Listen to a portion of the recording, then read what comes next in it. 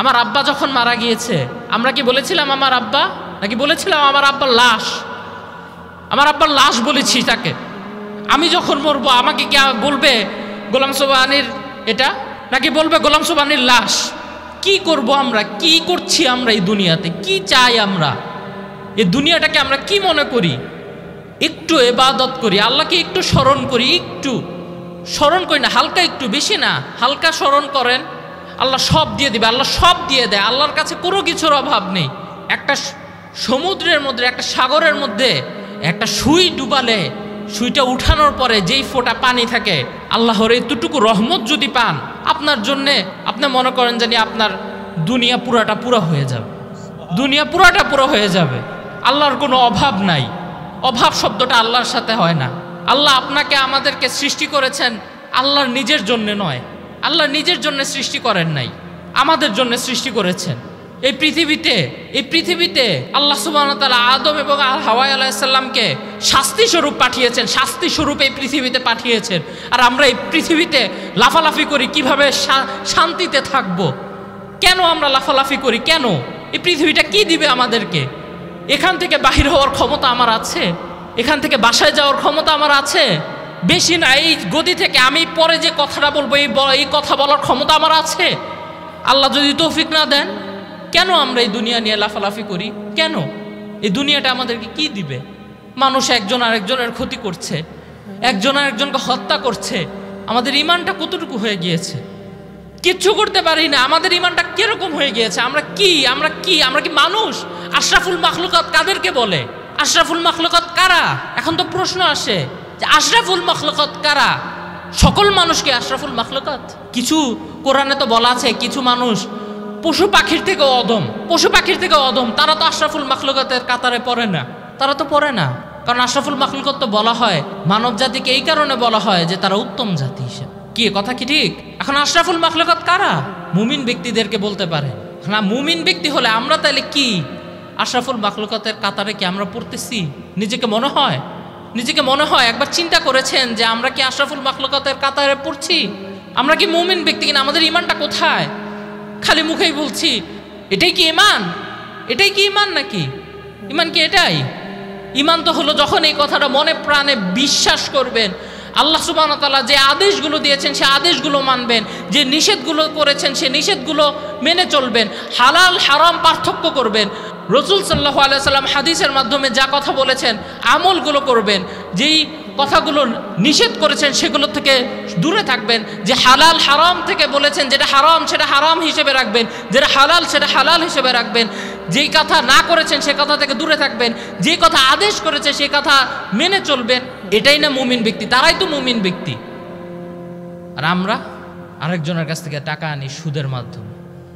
কি হয় না? এটা অনেক, যে আরেকজনের কাছ থেকে টাকা আনি সুদের মাধ্যমে, আরেকজন মাশাআল্লাহ সুদের মাধ্যমে দিয়ে দেয়। আল্লাহ সুবহানাহু ওয়া তাআলা কি কোরআনে বলেনি আমি ব্যবসাকে হালাল করেছি, সুদকে হারাম করেছি? সুদ কি হারাম না? আমরা কি পারি না একটু হালাল হারাম বেছে, সত্য মিথ্যা বেছে একটু সঠিক পথে চলার, সিরাতাল মুস্তাকিমের পথে চলার কি একটু চেষ্টা করলে পারি না? একটু চেষ্টা করলে তো পারি। আমরা কেন চেষ্টা করছি না? কেন করছি না? এই কারণে প্রথমে প্রশ্ন করেছিলাম আমরা কে, আমরা কারা, আমরা কোন জাতি, আমরা কার উম্মত? আসুন আল্লাহ সুবহানাহু ওয়া তাআলার কাছে আমরা সকলেই দোয়া করি আল্লাহ যেন আমাদেরকে ঈমান এবং ইজ্জতের সহিত থাকার তৌফিক দান করে। আল্লাহ সুবহানাহু ওয়া তাআলা কিন্তু সকলকেই সুযোগ দেন না। আপনাদের মধ্যে দেখেন অনেক কোটিপতি আছে, হজ করার সুযোগ হয় নাই তার, একবার উমরায় যাইতে পারে নাই, কিন্তু টাকার অভাব আছে না? আবার একটা রিক্সা চালক, একটা ভ্যান গাড়ি চালক, কোনখান থেকে কোন একজন বলেছে তোমাকে আমি উমরা করাবো, কোন একজন বলেছে তুমি আমার বদলি হজ করো, আল্লাহর ঘর থেকে উমরা হজ করে এসেছে। কি হয় না? আল্লাহ কিন্তু সকলকে সুযোগ দেয় না। আল্লাহর কাছে সর্বদা দোয়া করবেন, হে আল্লাহ আমাকে সুযোগ দাও। রাতে তাহাজ্জুদের নামাজ সবাই পড়তে পারে? কেউ পড়তে পারে না, অনেকেই পড়তে পারে না, অধিকাংশ সংখ্যক বিশুদ্ধভাবে পড়তে পারেন না, জাস্ট রিডিং করে যায় অনেকে। আবার অনেক মুরব্বী আছে যারা চেষ্টা করে কোরআনটা সহি শুদ্ধভাবে পড়ার। ওয়ারাত্তিলিল কুরআনা তারতিলা। এখন আপনারা খেয়াল করবেন তারাবির নামাজে মাশাআল্লাহ দিলে জেট ইঞ্জিন চলে না? আর আল্লাহ সুবহানাহু ওয়া তাআলা বলেছেন ওয়ারাত্তিলিল কুরআন তারতিলা, তোমরা তাড়াতাড়ি কোরআন পড়ো নাকি না ধীরে সুস্থে তারতিলের সাথে কোরআন তেলাওয়াত করতে বলেছে। আর আমরা তারাবির নামাজে মাশাআল্লাহ আলহামদুলিল্লাহ রাব্বিল আলামিন রহমানির রহিম ওয়ালাদ-দাল্লিন আমিন শেষ। আর মাশাআল্লাহ দিলে শুধু ইমামের দোষ দিয়ে লাভ নাই, এখানে মুসল্লিদেরও দোষ। তুই আসতে পড়ছস কেন, তোর চাকরি বাদ, যা ভাগ এখান থেকে। তুই আসতে পড়লি কেন, তোর নামাজ হইছে না, ভাগ এখান থেকে। কি হয় না? আসুন আমরা আল্লাহর কাছে দোয়া করি, আল্লাহ যেন আমাদেরকে আল্লাহর যে সুযোগগুলো আছে সেই সুযোগগুলো আমাদের উপরেও যেন দেয়, আমরা যেন সেই সুযোগগুলো পাই। আল্লাহ যেন আমাদেরকে একটা উমরা করার, একটা হজ করার, নামাজ পড়ার, অনেকে কিন্তু নামাজও পড়তে পারে না, আছে না? নামাজ পড়ে মাশাআল্লাহ দিলে খালি চিন্তা করে যে আমার ওই ব্যবসায় কত টাকা লস হয়েছে, ওই ব্যবসায় ওই হিসাবে কি আছে, ওইখানে কত টাকা আরেকজনের মারতে পারবো, এই চিন্তা নিয়ে নামাজ পড়ে। সেটা কি নামাজ? সেটা লোক দেখানো নামাজ। আল্লাহ সুবহানাহু ওয়া তাআলা যাদেরকে সুযোগ দেয় তারা চিন্তা করে আমি আল্লাহ সুবহানাহু ওয়া তাআলার সামনে আছি, আল্লাহর সাথে কথা বলছি, আলহামদুলিল্লাহি রাব্বিল আলামিন আর রহমানির রহিম মালিকি ইয়াউমিদ্দিন ইয়াকা না'বুদু ওয়া ইয়াকা নাস্তাঈন ইহদিনাস সিরাতাল মুস্তাকিম সিরাতাল্লাযীনা আন'আমতা আলাইহিম গায়রিল মাগদুবি আলাইহিম ওয়ালাদ-দাল্লিন আমিন। এই চিন্তা নিয়ে নামাজ পড়ে, হে আল্লাহ আমাদেরকে সরল সঠিক পথ দেখাও, আমাকে সরল সঠিক পথ দেখাও, আমি যেন সঠিক পথে থাকতে পারি তার তৌফিক দাও। আমি হে আল্লাহ আমি তোমার সামনে আছি, আমি নামাজ পড়ছি, তোমার ইবাদত করছি, তোমাকে সেজদা দিচ্ছি, এই চিন্তা নিয়ে নামাজ পড়ে। সুযোগ হয় সবার, আল্লাহর কাছে দোয়া চান, আল্লাহর কাছে প্রার্থনা করেন, হে আল্লাহ আমাদেরকে যে তোমার যে সুযোগগুলো আছে সেই সুযোগগুলো আমাদেরকেও দাও, আমাদেরকেও দাও তোমার ইবাদত করার সুযোগ। ইবাদতটা আল্লাহর জন্যে না, ইবাদতটা আপনার নিজের জন্য। এই দুনিয়া নিয়ে আর লাফালাফি করেন না, অনেক লাফালাফি হয়ে গিয়েছে। ইস্তেগফার পড়েন আর সাথে তাওবা করেন। তাওবা আর ইস্তেগফারের মধ্যে একটা ছোট পার্থক্য দিয়ে দিই, বুঝতে পারবে। ইস্তেগফার হলো হে আল্লাহ তুমি আমাকে ক্ষমা করে দাও, আর তাওবাটা হলো হে আল্লাহ আমি পরিবর্তন হয়ে গিয়েছি, আমাকে এর মধ্যে থাকার তৌফিক দাও। তাওবা করেন, আল্লাহর কাছে সব থেকে প্রিয় হলো তাওবা।